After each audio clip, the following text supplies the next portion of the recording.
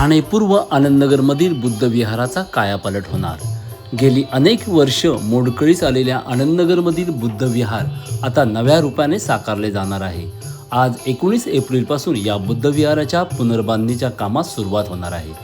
पूर्व ठाण्यातील आनंदनगर विभागात असलेल्या बुद्ध विहाराची अवस्था खराब झाली होती. त्यातच गेली अनेक वर्ष पुनर्बांधणीचे काम या ना त्या कारणाने रखडले होते. त्यामुळे स्थानिक रहिवाशांनीच पुढाकार घेऊन निधी गोळा करून बांधकाम करण्याचा निर्णय घेतला. त्यामुळे आता 19 एप्रिलपासून बांधकामाला सुरुवात होत आहे. यावेळी ठाण्याच्या महापौर शर्मिला पिंपळकर, आमदार जितेंद्र आव्हाड, संजय केळकर, निरंजन डावखरे, माजी आमदार रवींद्र फाटक, नगरसेविका व नगरसेवक उपस्थित होते.